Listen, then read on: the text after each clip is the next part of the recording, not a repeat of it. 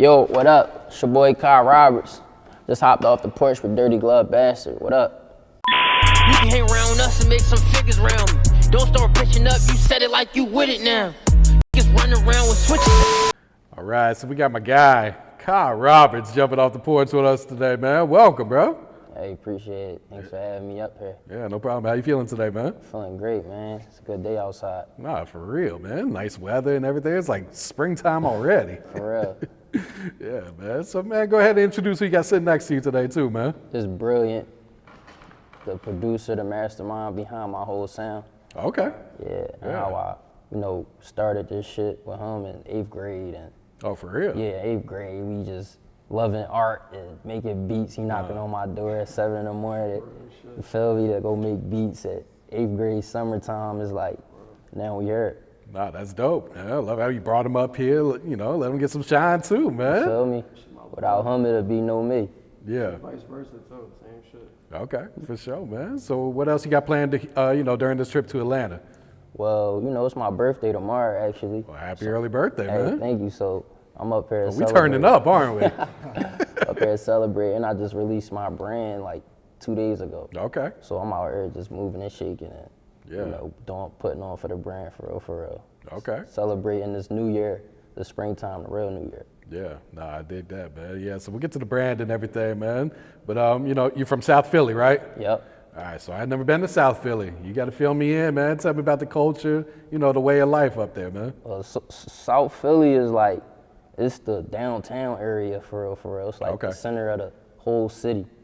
Like Philly divided, but South Philly is more so like the center of everything. Like that's like the mecca of everything, like for real. So like we talk about South Philly, you would think of like Harlem, Manhattan type of situation, like close to, close to the whole thing that's moving. And the area that you from, they call it the Devil's Pocket, is that right? Yeah, Devil's Pocket. Why do they call it that, man? Graduate Hospital. I don't know. It's like this. I don't know why they call it that. It's a small area though, but the part where we from is like closer to the downtown area because South Philly divided. It's like divided from where these tracks was at back in the day. Okay. So it's like it's a bigger side and it's a smaller side. Like we more so from the smaller side of the city. Gotcha, man. Yeah, when I saw Devil's Pocket, I was like, oh, it must be wicked there or some shit, you know what I'm saying? Oh, it's all gentrified and all that. Now. Oh, for real? Yeah. So that area's changed a lot? Yeah, it's super gentrified now. So it's like, it's all different. It used to be back in the day, like back in the 90s, 80s and all that. But right now, it's like more so white neighborhood for real. Like, Kind of like what they doing here to Atlanta? yeah, man. they just taking over, you know what I'm saying? That's what happened. It happened over there earlier. Okay. So I feel like that kind of made us a little bit more advanced because we seen the gentrification happen first, like, being closer downtown and all that. So like, it was all type of infrastructures getting built while we was kids. So like me being like a curious kid, I just was like always questioning that shit. Like, how can I get it earlier? Like I've been asking, how can I get these houses earlier? Like seeing them build these $1 million homes right next to where I'm living, like, having rich neighbors and all that, like trying to ask them like, so like how y'all get this? Like I was asking that real early on, like You peeped game early, I yeah. peeped real early. I wasn't playing like, dang, what's going on next door to me? Like, we don't own this, so like y'all might own that, so y'all might know something. Yeah, nah, for real, man. So going back to your childhood, like what were you into as a kid growing up? I was into basketball, music. I've been heavy on the music real early. Like my mom used to rap. Okay. Yeah, so like being from South Philly, she had a lot of Beanie Sue influence. She used to hang with Beans back in the day. Oh, so really? Like, yeah, like she used to really spit. Like my mom used to run around. Like that's how a lot of people knew me, like through my mom, my pop, like being where I'm from. Yeah, and you was featured on some DVD back in the day when you were like 4 or something? Yeah, bro, like I was a young boy on South Philly Live. Like my mom was a part of that whole production for real. Like he just put the camera on me one day and I just start rapping, going up. I had a bucket hat on, I had a Rockefeller bucket hat. Like my mom stayed me laced in Rockaware and all that. So like I was real hip to it early. And everybody knew me in the neighborhood, like that's the young boy from South Philly Live. And I used to hate it. For real? I used to hate it. I used to hate it when people recognize me like spit some, because they always ask me, spit some for me. Oh, yeah. Spit some, like I'm young as shit. I'm like, they like spit something for me, had me all under pressure, like spit something for me. And I was like a little nigga, so I used to hate fame like real early, like for real. Yeah, no, that's wild. At least you got a taste of it, early on in your life. Early on, being like a little young boy that was known around the neighborhood, like got a taste of that shit real early. So like it ain't really much to me now. Like this shit is normal to me, like everything. I got you. So when would you say you jumped off the porch then? How old were you?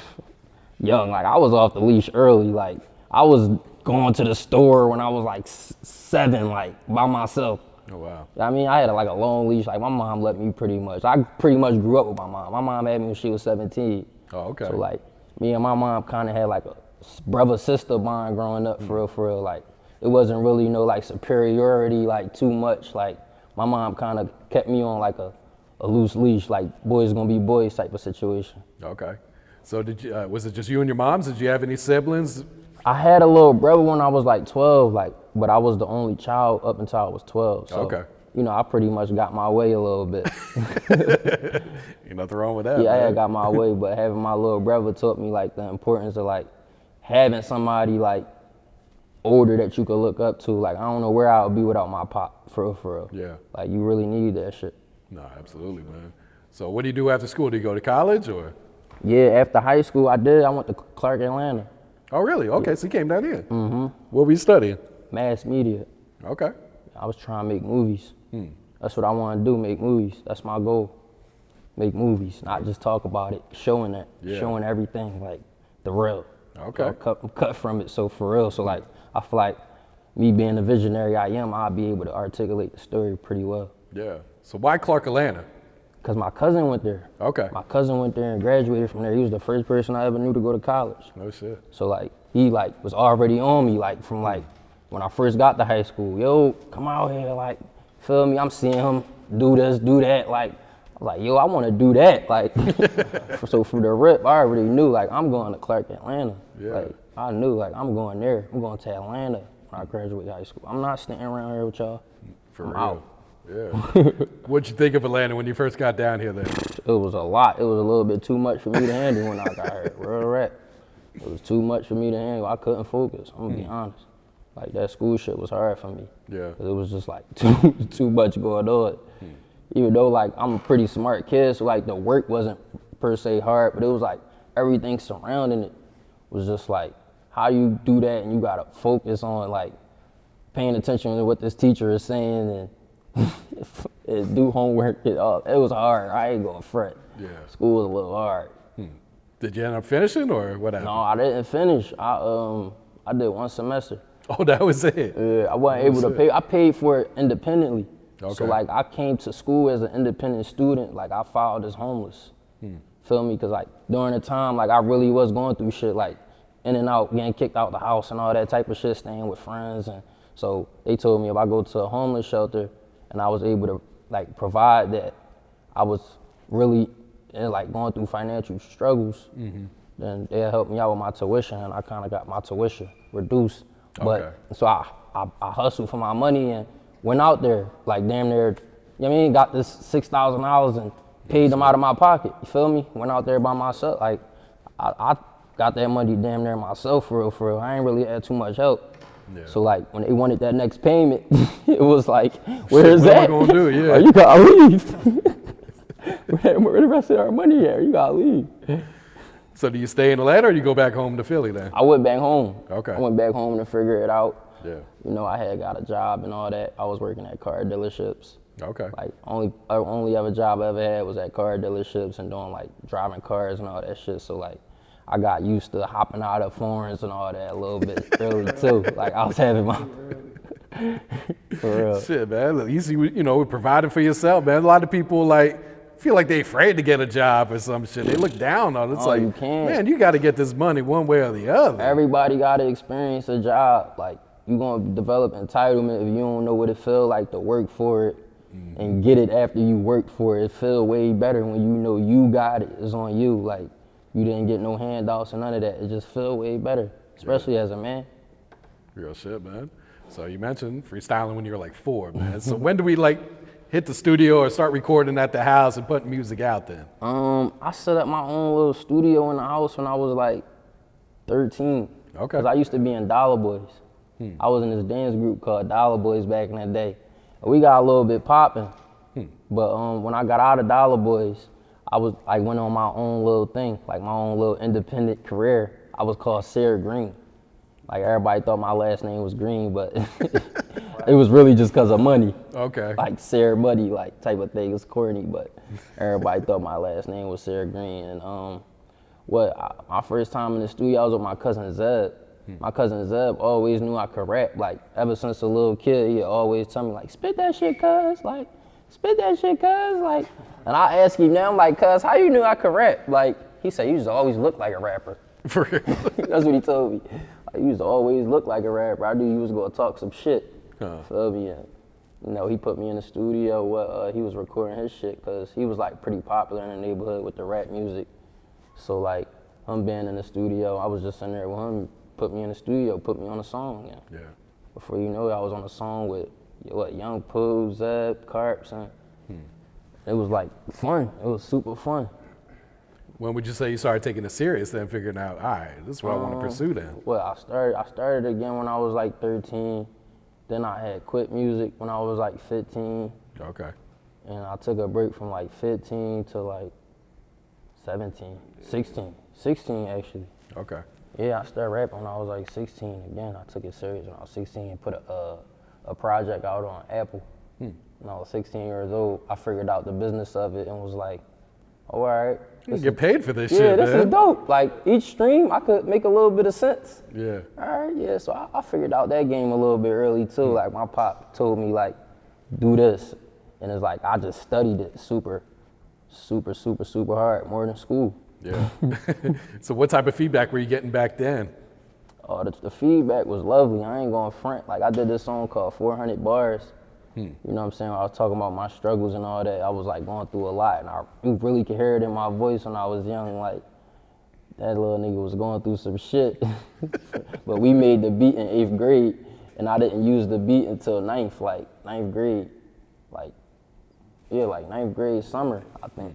That's my summer of my 9th grade year. I put that song out, and I had the streets on fire after that. Like after that, everybody took me serious. Like I had a little clip on Twitter that went a little bit viral with me rapping 400 bars in the studio, and you know they was like, "Damn, little nigga hot." Then I made this song called Brick Thoughts, where I put all my friends' name in the rap, and I had the hood on fire after that. Like I put everybody's name in the rap, and like that shit just brought together a lot of unity. I ain't even go front. Like real shit, I miss that shit.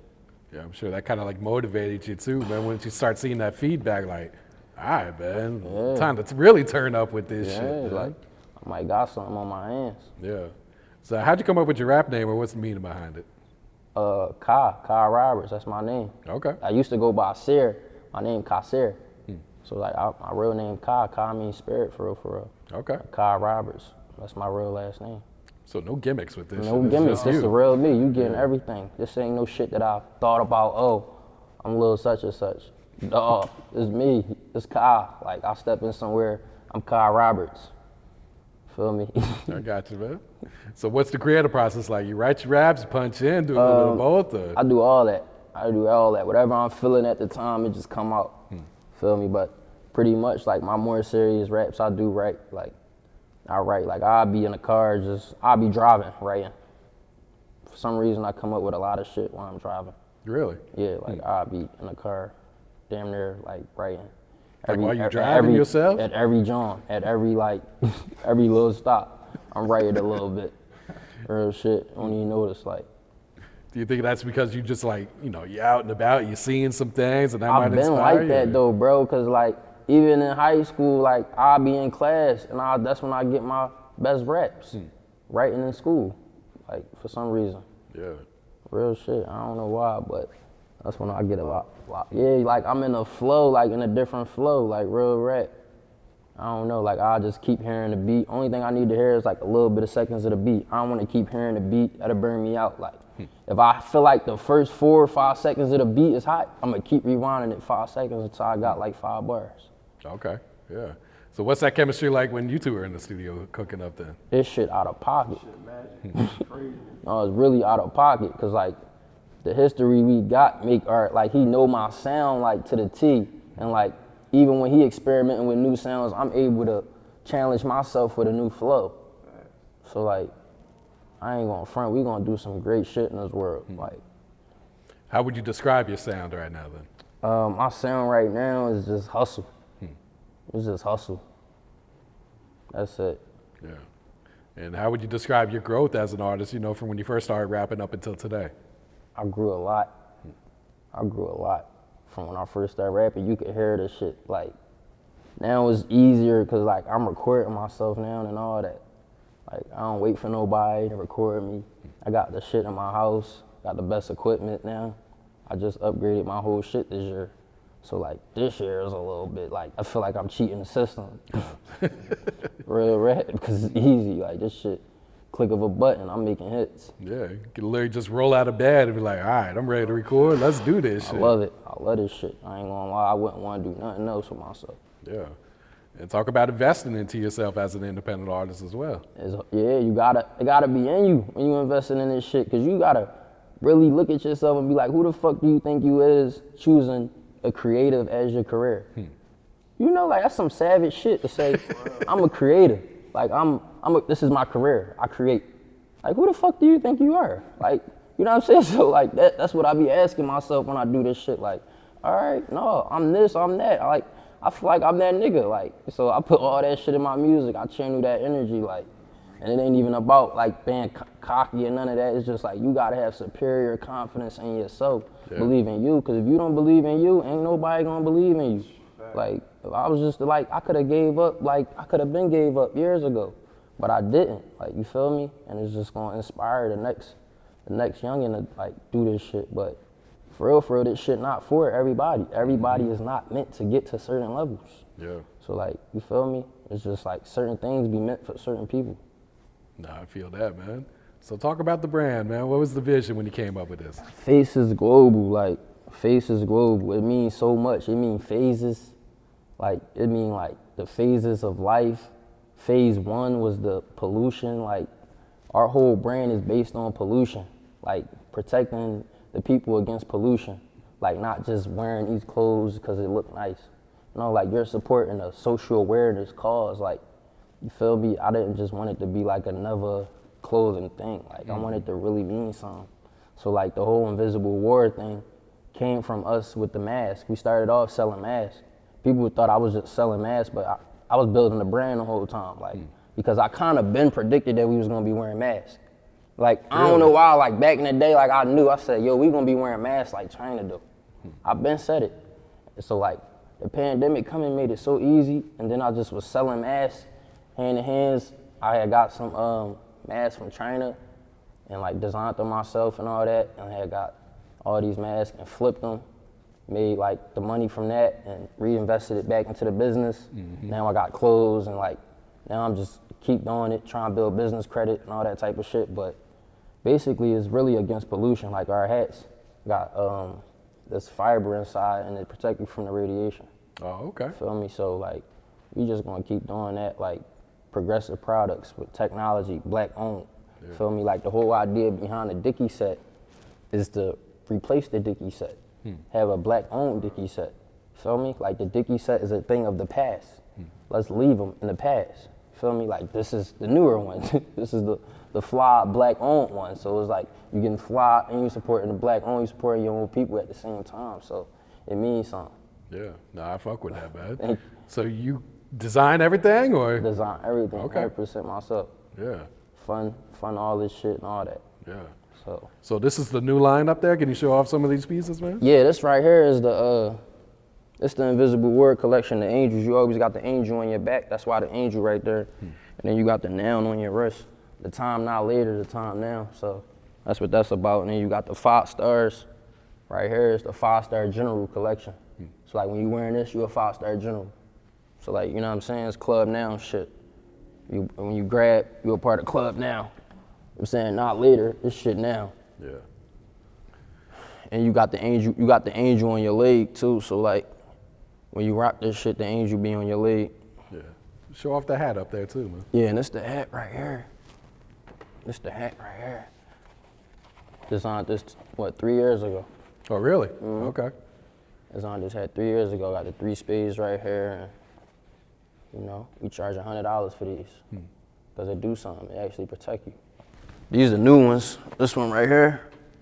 This the new one right here. Bandana. Okay. Yeah. And then it say it's a global war, and it got the 5G tower right here. But the 5G is like, what's the whole invisible pollution thing? It's the 5G for real. Yeah. And a lot of people don't know that. That should affect you for real. So where can people, go and check out the merch, man? You got a website set up? Yup, facesglobal.com. Okay. www.facesglobal.com. Y'all could buy all our shit. Y'all could support, repost, show love, and all that. Just go to facesglobal.com and you can support, grab, be fly, rock the uniform, protect your hair from radiation, and all that cool shit. Yeah. What's some goals for the brand? Some goals for the brand. We want to become public eventually. Yeah. We want to go public like Bobby X. We were our status on billions. Feel me? Real right. And we gonna keep our products gonna keep getting better and better like each year. Like this uniform. This is what we started with. We came out with this April 21st of last year. Okay. Feel me? So like these sweatsuits just came out 2 days ago. So like we just getting better and better with our shit, man. And our thing means something, so it's not like we forcing it. It's just like bringing awareness, and it's going to attract the right people that are supposed to. Yeah. No, that's dope right there, man. All right, so going back to the music, man, what's your thoughts on the music scene in Philly at the moment? The music scene in Philly is lit. Like I feel like we got all the eyes on us right now with the dancing young boys. Oh man, they turned up, ain't they? They got the city lit right now, and I respect it. Like, 'cause I'm really come from there. I told you I was in a dance group called Dollar Boys. It's like we was some of the first originators of this shit going on right now, and now it's just lovely to see the whole world embrace this shit. Like I feel like a proud dad. Is that like part of the culture, the dancing then? Oh, yeah, it is. Super part of the culture. It's been part of our culture though. That's the whole thing. It's just the whole world is getting hip to it now. Yeah. And it's just lovely to see this shit. I ain't gonna front. I feel like there's a lot of different sounds coming out of Philly right now too. Yeah. Do you feel like that's good for the city since it like gives a lot of people different opportunities and everything? Yeah. It's oversaturated too, but it's good. That's everywhere, man. Yeah. That's the rap game, man. Yeah. The whole rap game is oversaturated. But like Philly is good for Philly for real, because it gives us a chance to get, a good outlook on life as opposed to all the nut shit that happen on a day-to-day out there. Yeah. The music is like a good outlet for us. No, absolutely, man. Yeah, because I know Philly is a lot of violence up there and everything. So if there's a positive route to go, much rather see people doing that. You know? Real. Yeah. Real shit. All right, so you dropped the project late last year, man. Carbs Baby, right? Or Yep. Volume 2, I should say. Yep. Yeah, Carbs so Baby talk 2. about this one, man. First off, break down the title. Carbs Baby, that's Carpenter Street. That's where I'm from. Okay. It's like Triple C's is like Krishna, Carpenter, Catherine within our whole community, and all our blocks next to each other. And I'm from Carpenter Street, so like me being a Carps baby, I'm like this whole album is about street shit. It's just really about like the streets for real. Like eventually I'll get into my whole other sound and that crossover sound, but like when I do the Carps Baby projects, I'm speaking to the streets. Okay, I got you. Yeah. So what was it like putting together this project, man? This project was epic. I was in the basement. Oh, for real? Yeah, I recorded that shit in the basement. So it was like, trying to make it out the basement floor. Real shit. Yeah, talk about some of these videos and songs, man. Let's start with Wheezy. What can you tell us about this? Weezy, man, we've been dropping lately, and Wheezy was the first video where it's like I was hands-on with all the directing and like, having that whole cinematic stuff and getting the props and the mask and all that. It was like super dope, and I'm trying to keep doing that type of videos. Like, cause now it's like all the videos be looking the same nowadays, so you gotta really stand out if you trying to do this music shit. Yeah. Me and Luke linked up and did like a great film. Yeah, it's like, just get creative with this shit, man. Yeah, man, have fun with this shit. Yeah. Have fun with this shit. And what about the song Dennis? Dennis, that's the song that really like woke everybody back up. Cause for a while everybody was like, cause I was so inconsistent with my music, bro. But now it's like me having this consistency, people seeing that I'm taking it serious again. So like people starting to support again. Like people like, dang, I've been waiting on you to drop something like this. Like so Dennis was that song for me. Like I've been waiting for this Kah. Like this the Kah that I want to hear. That was like really like the early stages of my Raspy Roberts. Like I got this whole little thing where I'm going on Raspy Roberts. That was like the introduction of Raspy Roberts to the world. Dennis, Okay. you feel me? Like an alter ego? Yeah, Raspy Okay. Roberts is when I, you know what I mean? Just putting that aggressive flow on niggas. All right, what about street preaching? Street preaching, that's street preaching that shit. That's where we was outside St. Charles, a legendary like part of the block where that really shaped our whole culture in South Philly, skating. Like if you say you from South Philly, they gonna assume that you know how to skate. For real, because that was like our whole thing back in the day, having that bop, like having that skate vibe. So the legendary skating rink, St. Charles, got closed down like when I was probably in like sixth grade, fifth grade probably. Yeah, St. Charles got shut down like fifth grade. But it used to be a school back in the day. So like, Oh, really? yeah, so like a lot of the old heads like remember this like strip being so like memorable to them. And it's a faint memory in my mind. Like I was there a few times like as a kid. I skated there and all that. My mom taught me how to skate there and all that. But like it's a faint memory for real. But so I know like doing the video right there in front of St. Charles brought like a lot of like good memorabilia for a lot of people in my area. So like that kind of brought us together a little bit doing street preaching right there. Like it showed like I'm trying to hold it down for this neighborhood right here. You know what I'm saying? So it's like put that timestamp on the music. No, that's dope right there. The last one, It Was Written. This one went crazy, man. Yeah, It Was Written went nice. Like that was like the starving flow. That was like the kid in the basement starving flow. Feel me? That's just that Philly shit right there. That was just real rap. Like I was really, every word I say, like I was feeling in my heart. Like, and I recorded that shit like super late one night, and I was like, yo, I think I got one. I was like, yo, I think I got. So you kind of knew this one was going to do some numbers. Like it was written. Like this shit was written. Like it wasn't like told. No, this shit was written for me. Yeah. So more videos from the project? Are we on to new shit? What are we doing? Yeah, well, I just dropped Walk on Cracks yesterday. That's Did you? Oh, I didn't see that. That's a video from the Okay. project. I just dropped that yesterday. Like basically depicting the other side of the shit that they don't show you. You know, like how niggas can't pay for lawyers, you know what I'm saying? How you get put in that situation and you realize, damn, all these niggas is dumb. Like none of us got money for no lawyer. Feel me? And it's just telling the kids that shit like, all right, this savage shit cool, but you know what I'm saying? How you gonna fight the system? Like, you feel me? And it's showing them in that whole video, like what you gonna go through. That's gonna happen. Like, this is the other side of the coin. You choose that shit, understand that this shit come with that. Feel me? Yeah, I'm about to go check that one out, man.